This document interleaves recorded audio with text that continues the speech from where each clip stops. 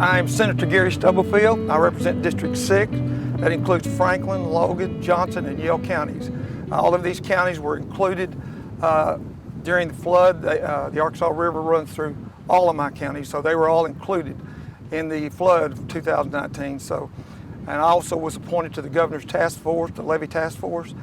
We spent 6.5 months studying the levee system in the state of Arkansas and trying to come up with recommendations how to avoid something like this ever happening again. First of all, we were divided up into 4 committees. Each committee had a different charge. The committee I was assigned to, and I chaired that committee, was the adequacy of current laws in the state of Arkansas concerning levees, and also the organizational structure of the levee district boards over the state of Arkansas. The other committees had different assignments, some of those dealing with funding, coming up with funding from the Corps and other places to fund the levees.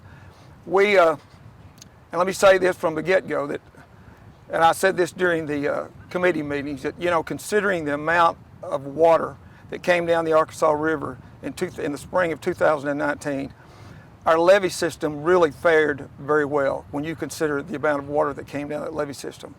On my committee, we went back to the 1800s and pulled up every law pertaining to levees, the legal aspects of what those laws did.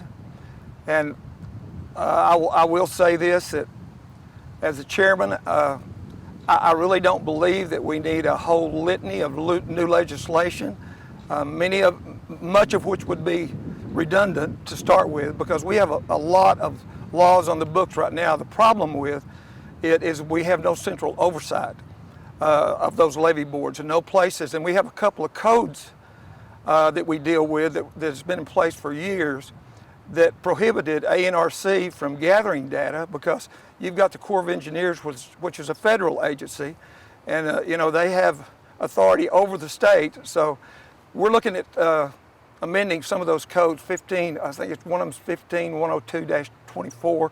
Can't remember the other one, but they all deal with giving ANRC more oversight as to collecting this data and making sure that the maintenance and operation of these levees is maintained, and also putting some teeth in it to where these levee boards are going to be held accountable, because, you know, this affects a lot of people.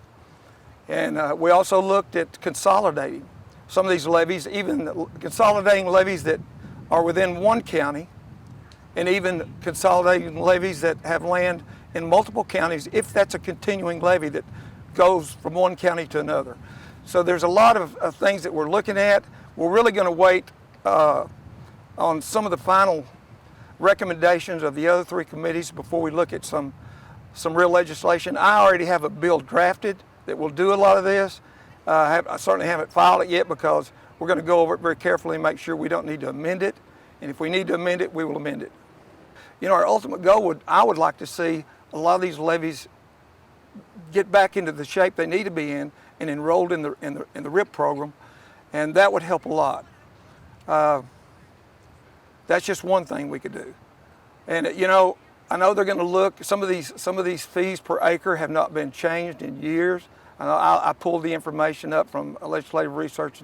Some of those are 25 cents an acre, and some of those are still paying 25 cents an acre. We have boards that are inactive. We have board members that have died or retired that's never been replaced. All of those things need to be, you know, taken care of, and those are just part of the problems that needs to be looked at, and to get our levee systems back where. And you will never, ever get a levee to where, you know, there's always that flood that's going to breach or overtop, is the word they like to use, those levees. But we can do the best we can to mitigate those things, and that's what we intend to do.